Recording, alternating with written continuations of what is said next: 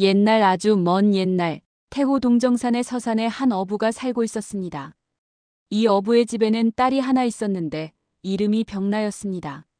그리고 동산에는 아상이라고 하는 젊은 청년 어부가 혼자 살고 있었습니다. 고기를 잡으러 호수로 향하던 아상은 늘 호숫가에서 그물을 짜고 있는 병나를 보게 되었습니다. 그 두 사람은 동산과 서산에 살고 있어서 잘 모르는 사이였지만 자주 마주치다 보니 둘의 마음에 묘한 감정이 일어나기 시작했습니다. 아상은 그물을 짜며 노래를 부르는 활달한 성격의 병나가 좋았고, 병나는 우람한 체구의 고생도 마다 않는 성실한 아상이 마음에 들었습니다. 그러던 어느 해 평화롭던 태호에 갑자기 악룡이 나타났습니다. 거울처럼 맑고 잔잔하던 태호에 풍랑이 일기 시작했습니다. 태호의 하늘까지 닿을 듯한 풍랑이 일기 시작하니 더 이상 어민들은 호수에서 고기를 잡을 수 없게 되었습니다.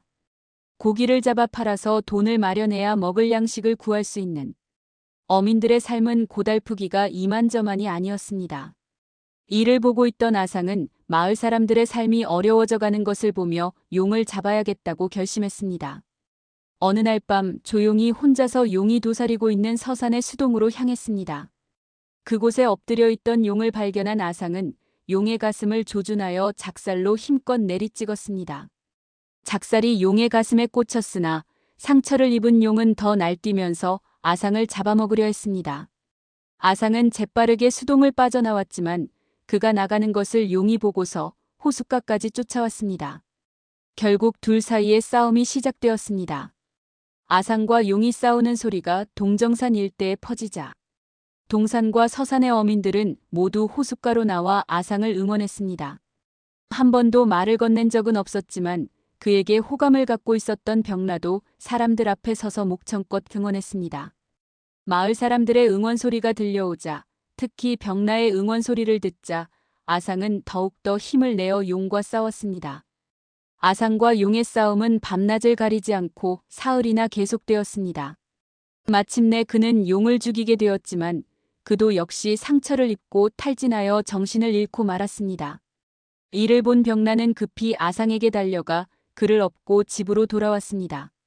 그가 의지할 곳 없는 혈혈단신이라고 생각한 마을 사람들은 자신들을 대신해 용감하게 나선 아상의 행동을 칭찬하며 각자 집에서 먹을거리를 병나 집으로 가져다 주었습니다.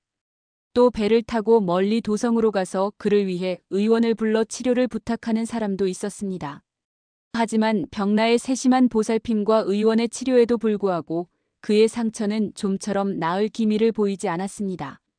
이에 가슴을 졸이던 병나는 이듬해 초봄 의원이 이야기한 약초를 캐려고 서산으로 갔습니다. 이리저리 헤매다가 아상과 용이 싸웠던 곳에 이르렀습니다.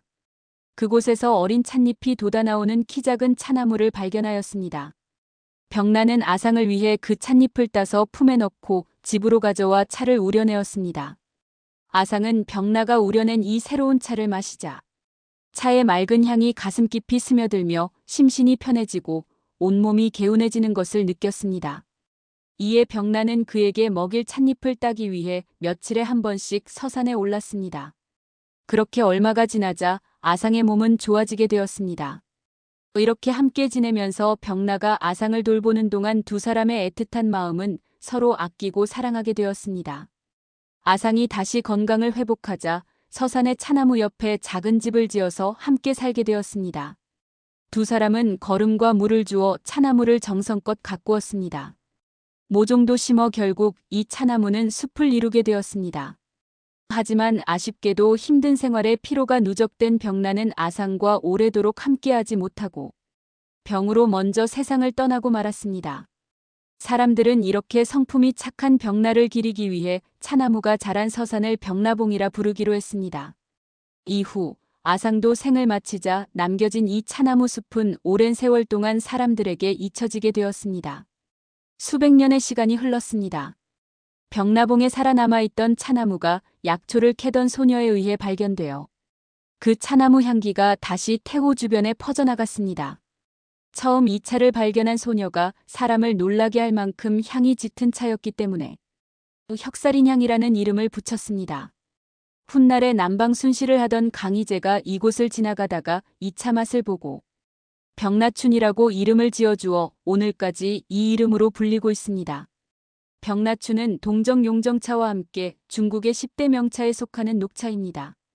병나춘은 태우 병나봉자락에 있는 차밭에서 청명절 전후에 작설, 즉 이렵이라 혹은 이렵이야의 찻잎을 따서 살청, 유념, 건조를 거쳐 녹차로 만든 것을 으뜸으로 칩니다. 외형이 소라처럼 생긴 녹차여서 이름도 병나춘이 된 것처럼 보입니다. 찻잎을 따면 곧바로 살청을 하여 수분을 날려보내야 합니다. 찻잎을 따는 중에라도 자칫 실수가 있을 수 있어서 찻잎을 따면 곧 바로 살청을 하여 수분을 제거하고 찻잎의 산화나 발효가 일어나지 않도록 하는 것이 매우 중요합니다. 병나춘은 녹차이기 때문에 차, 찬물, 엽저가 모두 녹색을 띠고 있습니다. 그 맛이 또한 일품이어서 과일향이 나기도 합니다. 태우 근처 병나봉자락에서 청명절 이전에 찻잎을 따서 살청을 하여 만든 녹차가 으뜸인 이유가 있습니다. 시청해주셔서 감사합니다.